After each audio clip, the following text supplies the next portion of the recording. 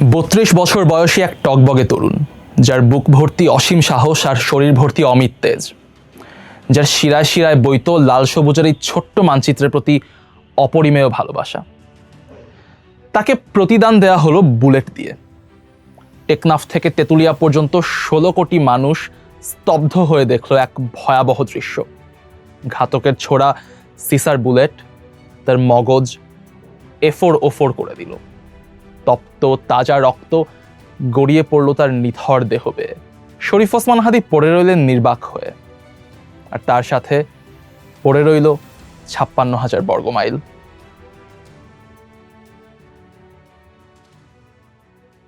সাধারণত script ready করে বেশ খানিকটা প্রস্তুতি সেরে এই স্টুডিওতে বসে অনেক কিছু বকবক করি আমরা। আজকে এত কিছু করার মতো মানসিক অবস্থা কারোই খুব একটা নেই। সারা বাংলাদেশের মানুষের 32 কোটি হাত একসাথে হয়ে খোদাতালার আরশের দিকে উত্তোলিত অবস্থায় আছে। সবাই উপরওয়ালার কাছে এক অসীম সাহসী বেপরোয়া তরুণের প্রাণ ভিক্ষা চাইছে। শরীফ ওসমান হাদী, তার সাথে আমার পরিচয় হয়েছিল 5 আগস্টের সপ্তাহ দুয়েক পরে। ভারী বর্ষণ আর পার্শ্ববর্তী দেশের পানি সন্ত্রাসের শিকার হয়ে দেশের দক্ষিণ পশ্চিমাঞ্চল তখন ভয়াবহ বন্যায় হাবুডুবু খাচ্ছে। সেই সময় হাদী পরিকল্পনা করছিলেন অভিনব এক প্রতিবাদের। 10 ট্রাক ভর্তি মানুষ নিয়ে ডমরু বাঁধের দিকে লং মার্চ করার ইচ্ছে ছিল তার। এই কর্মসূচির আইডিয়েশন, ব্রেইনস্টর্মিং এসব নিয়েই প্রথম দেখা হয়েছিল তার সাথে। প্রথম দেখাতেই মানুষ চিনতে পারা এমনিতে বেশ কঠিন কাজ, কিন্তু হাদীর সিনা টান করে বলা প্রতিটা শব্দ জানান দিচ্ছিল যে তার ভেতর আর যাই হোক, দেশপ্রেমের কোনো কমতি নেই। প্রয়োজনে জান দিতে সে প্রস্তুত, কিন্তু জুলাইকে যদি কেউ কেড়ে নিতে আসে তাকে সে ছেড়ে কথা বলবে না। শরীফ ওসমান হাদী বস্তুতপক্ষে জুলাইয়ের সন্তান। 5 আগস্টের পরে আন্দোলন সফল হয়েছে ভেবে বেশিরভাগ মানুষ ঘরে ফিরে গিয়েছিলেন। রাজনৈতিক দলগুলো শুরু করেছিল পরস্পর কাদা ছোড়াছুড়ি, আর সদ্য সাবেক বিপ্লবীদের অনেকে জড়িয়ে পড়েছিলেন নানা রকম ধান্দাবাজিতে। অসম্ভব ঐক্যবদ্ধ এক জাতি ধীরে ধীরে তার পুরনো চরিত্রে ফেরত যাচ্ছিল। তখন সামনে এগিয়ে এসেছিলেন শরীফ ওসমান হাদী। হাদী জানতেন যে আমাদের এই অসমাপ্ত জুলাই বিপ্লব কেবল হাসিনা কিংবা আওয়ামী লীগের বিরুদ্ধে ছিল না।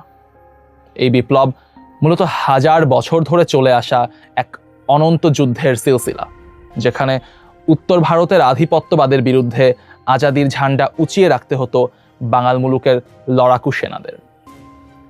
নদীর মতো সহজ সরল মানুষ এখানে, আর এই দেশেই বারবার নেমে এসেছে জুলাইয়ের মতো অগণিত অভ্যুত্থান, বিদ্রোহ কিংবা বিপ্লব। শরীফ ওসমান হাদী সেই বিদ্রোহেরই সর্বশেষ স্ফুলিঙ্গ। হাদী তার জেহাদের ময়দান হিসেবে বেছে নিয়েছিলেন সাংস্কৃতিক অঙ্গনকে।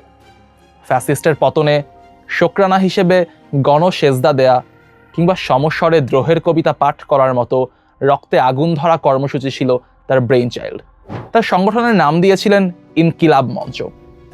সাংস্কৃতিক আধিপত্যের বিরুদ্ধে ইনকিলাবের গান গাওয়া ছিল তার স্বপ্ন। তার তীর্যক বাক্য বুলেটের মতো বিদ্ধ করত ফ্যাসিস্টের দোসরদের। তার গালির স্রোতে ভেসে যেত সুশীল সমাজের যত সব কালচারাল ন্যাকামো। হাদী তার গালি দিয়েই এদেশের আপামর ভদ্র সমাজের হৃদয় জয় করেছিলেন। তার দেশপ্রেম, তার সততা, তার সাহস, তার নিষ্ঠা তাকে অপ্রতিরোধ্য করে তুলেছিল। একে তো 5 আগস্টে খুনিটার পালিয়ে যাওয়ার দগদগে কাটা ঘা, তাতে আবার নুনের ছিটে দিচ্ছিলেন হাদী এবং তার সমমনা লোকজন। এই যন্ত্রণা বেশি দিন সহ্য করতে পারেনি পরাজিত শক্তি। ফলে অবধারিতভাবেই তাদের টার্গেটে পরিণত হয়েছিলেন শরীফ ওসমান হাদী। স্বাধীনতা, সার্বভৌমত্ব এমন এক বৃক্ষের নাম যাকে টিকিয়ে রাখতে হলে এর গোড়ায় বারবার ঢালতে হয় দেশপ্রেমিকের তাজা রক্ত। শরীফ ওসমান হাদী এই মুহূর্তে হাসপাতালের শীতল বিছানায় শুয়ে তার চেয়েও হিমশীতল এক মৃত্যুর বিরুদ্ধে লড়ছেন। প্রকৃতপক্ষে গুলিটা হাদীর মাথায় লাগেনি, লেগেছে বাংলাদেশের সার্বভৌমত্বের গায়ে ফুটো করে দিয়ে গেছে গর্বের লাল সবুজ পতাকা। আমাদের জুলাইয়ের গাজী শরীফ ওসমান হাদীর নসিবে আরও একবার গাজী হওয়ার তৌফিক মিলবে, নাকি তাকে শাহাদাত এসে আলিঙ্গন করে নেবে, আমরা কেউ জানি না। শুধু জানি জুলাইয়ে খুনি হানাদার বাহিনী যেভাবে বিস্ময়ে হতবাক হয়ে গিয়েছিল, একটা গুলি করলে স্রেফ একটাই মরে, স্রেফ একটাই সরে, বাকিরা আর সরে না। সেই সাহস এই জাতির বুক থেকে এখনো মুছে যায়নি। এক হাদিকে যদি ওরা সরিয়ে দিতে পারেও 56,000 বর্গমাইলের প্রতি ইঞ্চিতে একজন করে নতুন হাদি হাজির হবেন। এই দেশটাকে নিজেদের বাপের সম্পত্তি বানানোর নোংরা স্বপ্ন যারা দেখে, তাদেরকে বারবার ধাওয়া দিয়ে তাদের বাপের দেশেই পাঠাবে চির অবাধ্য এই বুলগাকপুরের অসীম সাহসী জনতা। এই জিল্লতির জীবনই হবে ওদের নিয়তি অনন্তকাল পর্যন্ত।